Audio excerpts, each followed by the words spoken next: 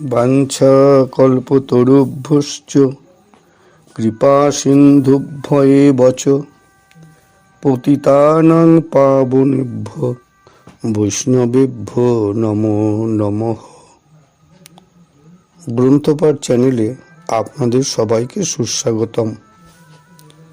আজ আমরা যে গ্রন্থ থেকে আস্বাদন করব সেই গ্রন্থটির নাম শ্রী অমিয় নিমাই চরিত। গ্রন্থকার মহাত্মা শিশির কুমার ঘোষ। যে বিষয় নিয়ে আজকে আস্বাদন করব, সামনে আসছে মধু মাসের কৃষ্ণপক্ষের একাদশী তিথি। এই তিথিটি গোবিন্দ ঘোষ ঠাকুরের তিরোধান তিথি।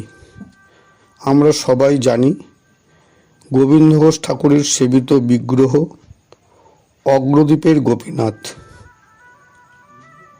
আসুন আমরা সেই অগ্রদ্বীপের গোপীনাথ প্রসঙ্গ আজকে গ্রন্থের মাধ্যমে আস্বাদন করি। আপনাদের সবার চরণে কোটি কোটি দণ্ডবৎ প্রণাম। প্রভুর সঙ্গে অন্যান্য ভক্তের সহিত গোবিন্দ ঘোষও গমন করিতেছিলেন। পথে এক দিবস শ্রী গৌরাঙ্গ ভিক্ষা করিয়া মুখশুদ্ধির নিমিত্ত হাত বাড়াইলেন। গোবিন্দ ঘোষ নিকটে ছিলেন। তিনি গ্রামের ভিতর ছুটিলেন, আর একটি হর্তকি আনিয়া প্রভুকে তাহার একখণ্ড দিলেন। পরদিবস প্রভু অগ্রদ্বীপে ভিক্ষা করিলেন। আহার অন্তে আবার হাত পাতিলেন। তখন গোবিন্দ ঘোষ তাহার বহির্বাসে যে হর্তকির খণ্ড বাঁধা ছিল তাহা খুলিয়া প্রভুর হস্তে দিলেন। প্রভু যেন তখনই নিদ্র থেকে উত্থিতের ন্যায় জাগিয়া গোবিন্দের প্রতি চাহিয়া বলিলেন, কল্ল তুমি যখন আমাকে মুখশুদ্ধি দাও তখন অনেক বিলম্ব হইয়াছিল, অদ্য চাহিবা মাত্র কিরূপে দিলে? গোবিন্দ ঘোষ বলিলেন, প্রভু, কল্ল যে হরতকি পাইয়াছিলাম তাহার কিছু রাখিয়াছিলাম, অদ্য তাহাই দিলাম। প্রভু ঈষৎ হাস্য করিয়া বলিলেন, গোবিন্দ, তোমার এখনো সঞ্চয় বাসনা সম্পূর্ণরূপে যায় নাই, অতএব তুমি আমার সহিত গমন করিতে পারিবে না। ইহা শুনিয়াই গোবিন্দের মুখ শুকাইয়া গেল। প্রভু বলিতেছেন, গোবিন্দ, তুমি দুঃখিত হইও না, তুমি এখানে থাকো। তোমার দ্বারা আমি বিস্তর কার্য সাধন করিব। আমার ইচ্ছায় তোমার সঞ্চয় বাসনা হইয়াছিল, বস্তুত তোমার হৃদয়ে সে বাসনা নাই। তুমি এখানে থাকো, তোমার কর্তব্য কর্ম অচিরাৎ আমি নির্দেশ করিয়া দিব। গোবিন্দ হাহাকার করিয়া ভূমিতে লুণ্ঠিত হইতে লাগিলেন। প্রভু তাহার অঙ্গে শ্রীহস্ত দিয়া বলিলেন, তুমি শান্ত হও, আমি আবার তোমার নিকটে আসিব, আর সেইবার তোমাকে ত্যাগ করিয়া যাইব না। তোমার দ্বারা আমি বহু কার্য সাধন করিব। এই জন্য তোমার বিরহজনিত দুঃখ আমি স্বইচ্ছায় স্কন্ধে লইলাম। তুমি এখানে থাকো, আমি সত্বর তোমাকে সন্দেশ পাঠাইয়া দিব। গোবিন্দ ঘোষ কাজেই অগ্রদ্বীপে রহিয়া গেলেন। প্রভু আবার আসিবেন, আসিয়া আর তাহাকে ত্যাগ করিবেন না, এই আশার উপর নির্ভর করিয়া তিনি মনকে সান্ত্বনা করিলেন ও গঙ্গা তীরে একখানি কুটির করিয়া সেখানে দিবানিশি ভজন করিতে লাগিলেন। এখানে শ্রী গোবিন্দ ঘোষ ঠাকুরের কাহিনী সমাপ্ত করিয়া রাখি। এক দিবস গোবিন্দ গঙ্গা তীরে শ্রীচরণ ধ্যান করিতেছিলেন। এমন সময় গঙ্গার স্রোতে একখানি কি ভাসিয়া আসিয়া তাহার গাত্র স্পর্শ করিল। তখন তাহার ধ্যান ভঙ্গ হইল। বোধ হইল যেন একখানি পোড়া কাঠ।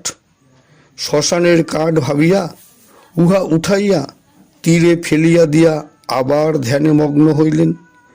একটু পরে দেখিলেন যেন শ্রী গৌরাঙ্গ তাহার হৃদয়ে উদয় হইয়া বলিতেছেন, গোবিন্দ, আমি আসিতেছি। তুমি যেখানি পোড়া কাঠ ভাবিতেছ, উহা যত্ন করিয়া কুটিরে রাখিয়া দাও। গোবিন্দের ধ্যান ভঙ্গ হইলে ভাবিতে লাগিলেন যে এ আবার কি ব্যাপার। অনেক ভাবিয়াও কিছু স্থির করিতে পারিলেন না। সুতরাং কাঠখানি লইয়া কুটিরে রাখিয়া দিলেন। পরদিবস প্রাতে দেখেন যে সে পোড়া কাঠ নয়, একখানি কালো পাথর। ইহাতে নিতান্ত আশ্চর্যান্বিত হইয়া স্বপ্নকে সত্য মানিয়া লইয়া প্রত্যহ শ্রী গৌরাঙ্গের আগমন প্রতীক্ষা করিতে লাগিলেন। এক দিবস শ্রী গৌরাঙ্গ দলবল লইয়া সত্যই গোবিন্দের কুটিরে আসিয়া উপস্থিত, বহুতর লোক সঙ্গে। সুতরাং প্রভু ও ভক্তগণের সেবার নিমিত্ত গোবিন্দ অত্যন্ত ব্যস্ত হইলেন। এত লোকের আহার্য কিরূপে সংগ্রহ করিবেন ভাবিতেছেন। এমন সময় শ্রী গৌরাঙ্গের আগমন শুনিয়া গ্রাম হইতে সকলে যাহার যাহা ছিল আনিয়া উপস্থিত করিল। প্রভুর ভিক্ষা হইল, ভক্তগণ প্রসাদ পাইলেন, তৎপরে গোবিন্দ প্রসাদ পাইলেন। তখন শ্রী গৌরাঙ্গ বলিতেছেন, গোবিন্দ, প্রস্তরখানি পাইয়াছ? গোবিন্দ করজোরে বলিলেন, আজ্ঞে হ্যাঁ। প্রভু বলিতেছেন, কল্ল ওই প্রস্তর দিয়া শ্রী বিগ্রহ স্থাপন করিব। কিন্তু প্রভুর এ কথা অপরে কেহ কিছু বুঝিতে পারিলেন না।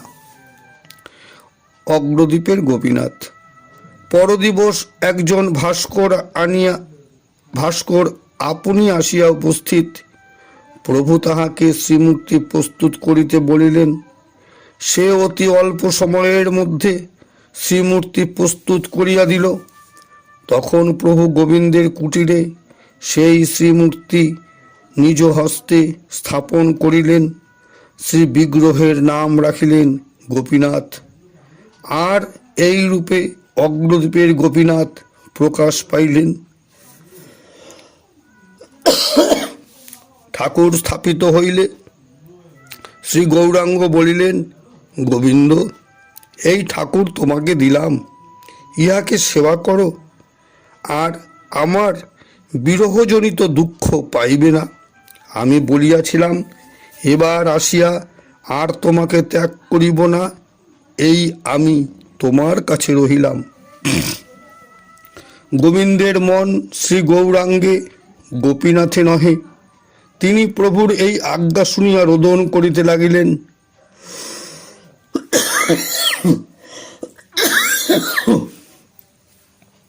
তখন প্রভু আশ্বাস দিয়া বলিলেন, গোবিন্দ, তুমি এখানে থাকো, এই ঠাকুর সেবা করো ও বিবাহ করো। তোমার দ্বারা শ্রী ভগবানের করুণার সীমা দেখানো হইবে। শ্রী ভগবান তোমার দ্বারা জীবকে দেখাইবেন যে তিনি কিরূপ ভক্তবৎসল। এরূপ সৌভাগ্যকে তুচ্ছ জ্ঞান করিও না। ইহা বলিয়া শ্রী গৌরাঙ্গ দলবল লইয়া চলিয়া গেলেন, আর গোবিন্দ ও গোপীনাথ অগ্রদ্বীপে রহিলেন। প্রভুর আজ্ঞাক্রমে গোবিন্দ বিবাহ করিলেন। স্ত্রী পুরুষে গোপীনাথের সেবা করেন, আর গোপীনাথের প্রসাদ পাইয়া জীবন ধারণ করেন। কিছুকাল পরে গোবিন্দের একটি পুত্র হইল, কিন্তু পুত্রটি রাখিয়া গোবিন্দের স্ত্রী পরলোক গমন করিলেন। গোবিন্দের ঘাড়ে এখন দুইটি সেবার বস্তু পড়িল, গোপীনাথ ও তাহার শিশুপুত্র। গোবিন্দ ইহাতে কিরূপ বিব্রত হইলেন তাহা অনুভব করা যাইতে পারে। কষ্টে সৃষ্টে দুইজনকেই সেবা করিতে লাগিলেন। এই রূপে ক্রমে পুত্রের বয়ঃক্রম 5 বৎসর হইল। গোবিন্দ গোপীনাথকে 5 বৎসরের শিশু ভাবিয়া বাৎসল্যভাবে সেবা করেন। তাহার মন এখন দুজনেই আকর্ষণ করিতে লাগিলেন। ইহাতে মাঝে মাঝে গোলমাল বাঁধিতে লাগিল। কখনো তাহার পুত্রকে দেখিয়া ভাবেন এই গোপীনাথ, আবার কখনো গোপীনাথকে দেখিয়া ভাবেন এই তাহার পুত্র।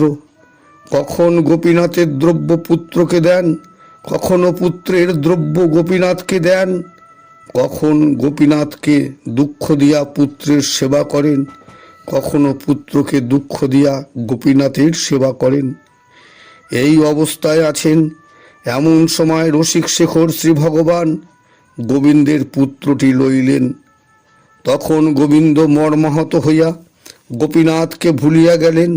অনেকক্ষণ স্তম্ভিত থাকিয়া মনে মনে সংকল্প করিলেন যে প্রাণ ত্যাগ করিবেন, কিন্তু এমন প্রাণ ত্যাগ নয়, গোপীনাথের ঘরে হত্যা দিয়া উপবাস করিয়া প্রাণ ত্যাগ করিবেন। প্রকৃত মনের কথা এই যে তাহার গোপীনাথের উপর রাগ হইয়াছে। গোবিন্দ ভাবিতেছেন, কি অন্যায়, আমি দিবানিশি ঠাকুরের সেবা করি, আর ঠাকুর এমনই অকৃতজ্ঞ যে স্বচ্ছন্দে আমার পুত্রটি লইয়া গেলেন। গোবিন্দ মনোদুঃখে ঠাকুরের আগে পড়িয়া রহিলেন, স্পর্শ পর্যন্ত পরিবর্তন করিলেন না। কাজেই গোপীনাথের কোনো সেবা হইল না। তাহার সমস্ত দিবস উপবাসে থাকিতে হইল। গোবিন্দ ভাবিতেছেন, যেমন আমার বুকে শেল হানিলেন তেমনি খুব হইয়াছে। এখন ঠাকুর উপবাস করিতেছেন, দেখি এখন উহাকে কে খাইতে দেয়। আমিও উহাকে অপবাদ দিয়া উহার সম্মুখে প্রাণ ত্যাগ করিব। কিন্তু গোপীনাথের এই চরিত্রে রাগ করিলেন না।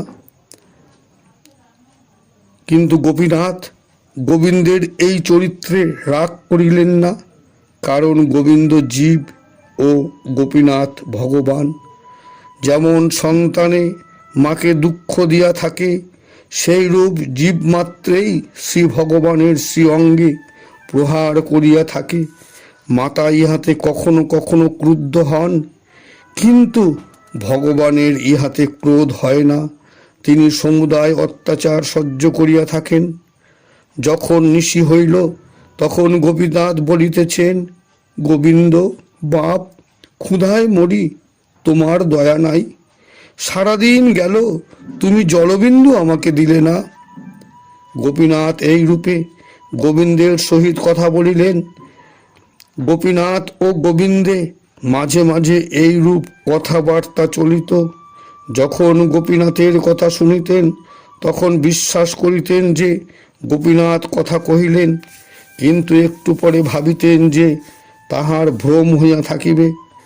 গোপীনাথের কথায় গোবিন্দ একটু লজ্জা পাইয়া বলিতেছেন, আমার কি আর ক্ষমতা আছে যে তোমার সেবা করিব?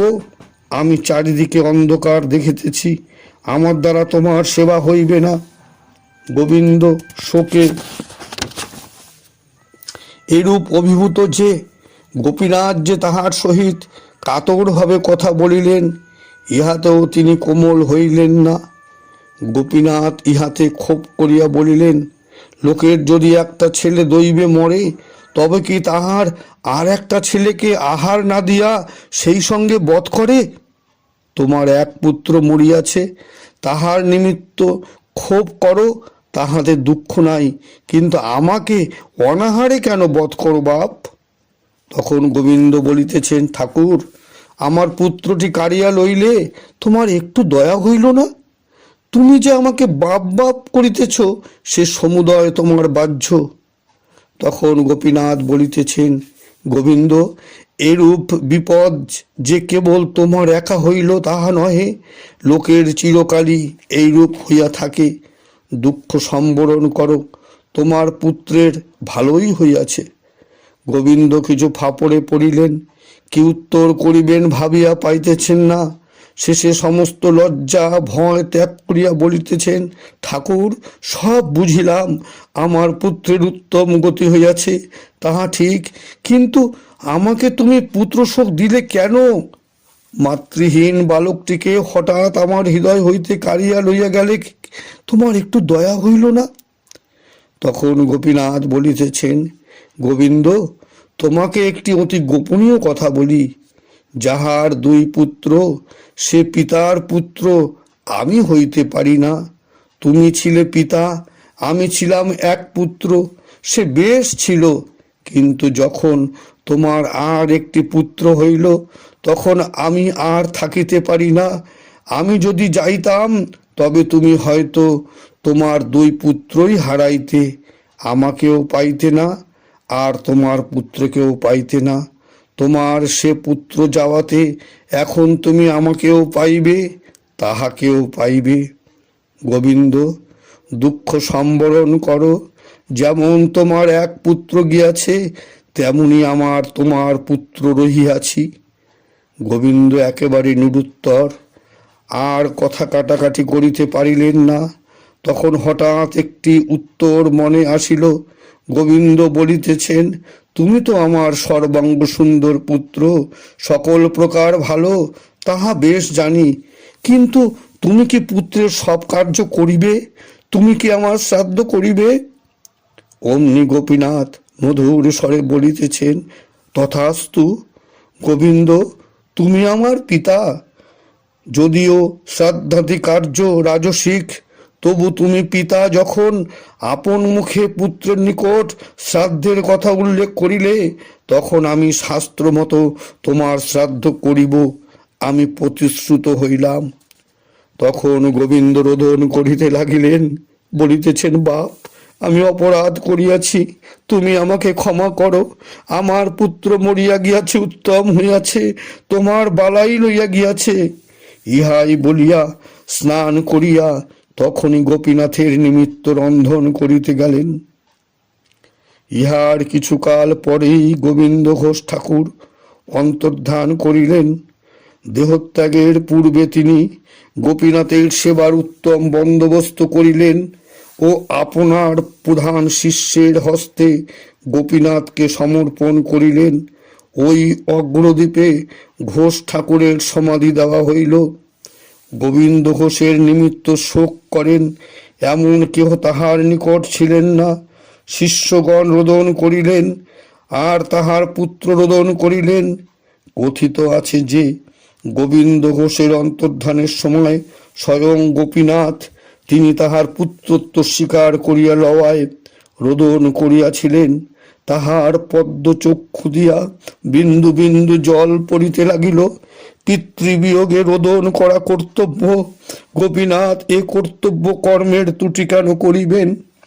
গোপীনাথ নূতন সেবায়িতকে নিশিযোগে বলিতেছেন, গোবিন্দ ঘোষ আমার পিতা, আমি 1 মাস অসৌচ গ্রহণ ও হবিষ্যান্ন করিব। তুমি আমাকে কল্ল স্নান করাইয়া সময়োচিত বসন পড়াইবা। তখন সেবায়িত এই অলৌকিক ব্যাপারে কিছুকাল স্তম্ভিত থাকিলেন। পরে সাহসী হইয়া বলিলেন, ঠাকুর, সত্য কি আমার সহিত কথা কহিতেছ? যদি সত্য তুমি কথা কহিয়া থাকো, তবে তোমাকে আমি কি রূপে কাঁচা পড়াইব? লোকে আমাকে কি বলিবে? ঠাকুর, এই লীলা সম্বরণ করুন। তাহাতে গোপীনাথ বলিলেন, আমি আমার পিতার নিকট প্রতিশ্রুত আছি যে তাহার শ্রাদ্ধ করিব। মা শান্তে আমি শাস্ত্রমতো সর্বসমক্ষে সমুদয় কার্য করিব ও নিজ হস্তে পিণ্ডদান করিব। তুমি আমার আজ্ঞানুসারে সমুদয় কার্য করো, তোমার কোনো শঙ্কা নাই। সেবায়িত প্রাতে এই কথা সকলের নিকট বলিলেন। সকলে ভগবানের করুণায় গদগদ হইয়া বলিলেন যে তাহার সাক্ষাৎ আজ্ঞার উপর আবার কথা কি, তিনি যাহা বলিয়াছেন তাহাই করা হোক। তখন এই কথা সর্বদেশে প্রচার হইল। মধু মাসে কৃষ্ণ একাদশী তিথিতে গোবিন্দের শ্রাদ্ধ হইল।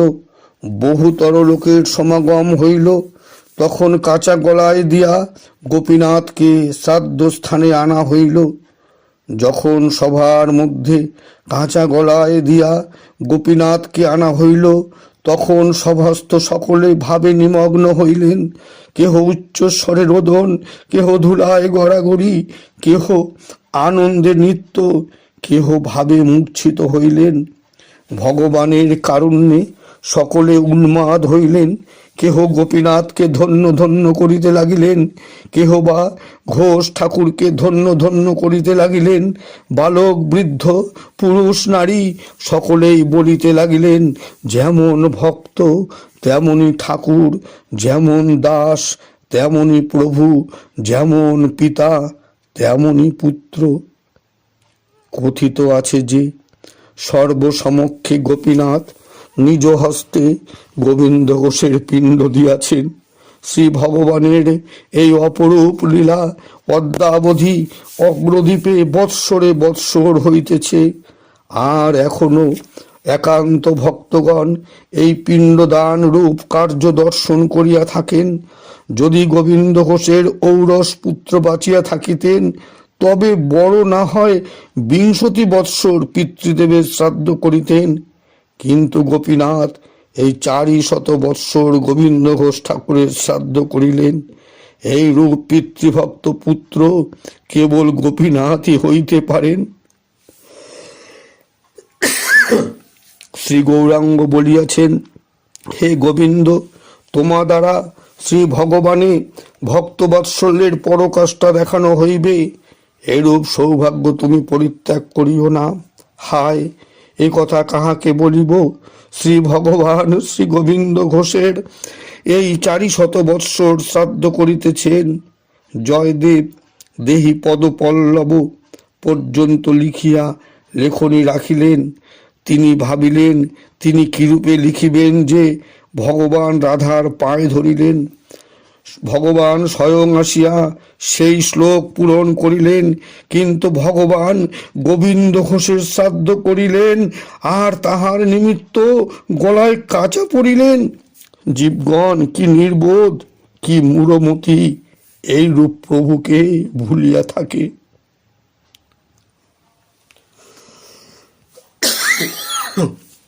জয়নিতাই, এই হলো গ্রন্থ থেকে আস্বাদন। শ্রী অমিয় নিমাই চরিত, মহাত্মা শিশির কুমার ঘোষ। সবাই এই গ্রন্থটি সংগ্রহ করে আস্বাদন করবেন, খুব খুব আনন্দ পাবেন। এই গ্রন্থটি আমার প্রাণ স্বরূপ। পাঠে ভুল ভ্রান্তি ত্রুটি বিচ্যুতি আপনারা নিজ গুণে ক্ষমা করে দেবেন। আবার কোনো নতুন প্রসঙ্গ নিয়ে আবার কোনো ভিডিওতে আসব। যদি ভালো লাগে লাইক করবেন, অন্যের মধ্যে শেয়ার করবেন। এই গ্রন্থপাঠ চ্যানেলের একটি মাত্র উদ্দেশ্য, গ্রন্থ থেকে অথেন্টিকভাবে কাহিনীগুলো আস্বাদন করা এবং আস্বাদন করানো। মতামত জানাবেন, খুব ভালো লাগবে, উৎসাহ পাব। সকলের শ্রীচরণে দণ্ডবত প্রণাম জানিয়ে